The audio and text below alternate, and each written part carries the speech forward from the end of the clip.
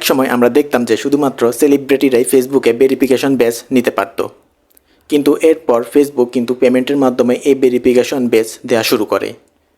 এরপর কি হয়, যে কেউ চাইলে পেমেন্টের মাধ্যমে এই ভেরিফিকেশন বেজ কিন্তু নিতে পারত। কিন্তু বর্তমানে ফেসবুক ফ্রিতেই এই ভেরিফিকেশন বেজ দিতে যাচ্ছে, এবং এটা হয়তো আপনারা ইতিমধ্যে সবাই জেনে গেছেন। তো বর্তমানে এআই এর যুগে আপনারা দেখে থাকবেন অনেক ফেক অ্যাকাউন্ট তৈরি হয়েছে, যেগুলোতে কিনা অনেক ফেক পোস্ট আপলোড করা হয়। তো মেটা মূলত এইসব ফেক অ্যাকাউন্টকে আইডেন্টিফাই করার জন্য এই সিস্টেম চালু করতে যাচ্ছে। তবে এই ভেরিফিকেশন এবং পেমেন্ট দিয়ে যে ভেরিফিকেশন বেসটি নেওয়া হয় তার মধ্যে কিন্তু অবশ্যই কিছু পার্থক্য রয়েছে।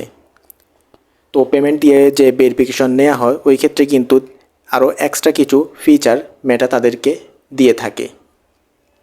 বাকি ওগুলো নিয়ে আমরা পরবর্তীতে কখনো কথা বলবো। বাকি তো এই ফ্রি যে ভেরিফিকেশন বেসটি রয়েছে এটি নেওয়ার জন্য কিন্তু অবশ্যই কিছু শর্ত মেনে চলতে হবে।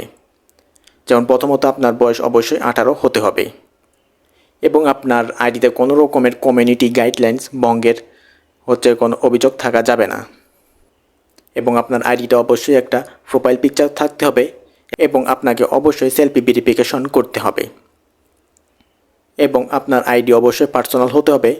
অনেকের হয়তো প্রফেশনাল মোড অন করা থাকে, তো ওই ক্ষেত্রে কিন্তু হবে না, অবশ্যই পার্সোনাল হতে হবে। বাকি এখন কথা হচ্ছে যে কীভাবে এই ভেরিফিকেশন বেসটি নেওয়া যাবে। তো ফেসবুক কিন্তু এখনও অফিসিয়ালি এটি চালু করেনি। তারা শুরুতে কিছু কান্ট্রিতে এটা চালু করবে, এবং পরবর্তীতে তারা এটা বাংলাদেশেও চালু করবে। বাকি ওই সময় আমি এটি নিয়ে ডিটেলস ভিডিও তৈরি করব, তো আপনারা আমার চ্যানেলটি সাবস্ক্রাইব করে রাখতে পারেন। বাকি যদি আমি প্রসেস নিয়ে কথা বলছি কীভাবে এটি করা হবে, তাহলে যতটুকু বলা যায় এটা মূলত ক্যামেরার সাহায্যে করা হবে, যেমনটা কিনা আমরা ভোটার আইডি কার্ডের অনলাইন কপি বের করার সময় করে থাকি। যেমন আমাদের ফেসকে একবার ডানে বামে উপরে নিচে ঠিক ওইভাবে হতে পারে। বাকি এই সিস্টেম যখন চালু করবে তখন আমরা ডিটেল এটি নিয়ে কথা বলবো।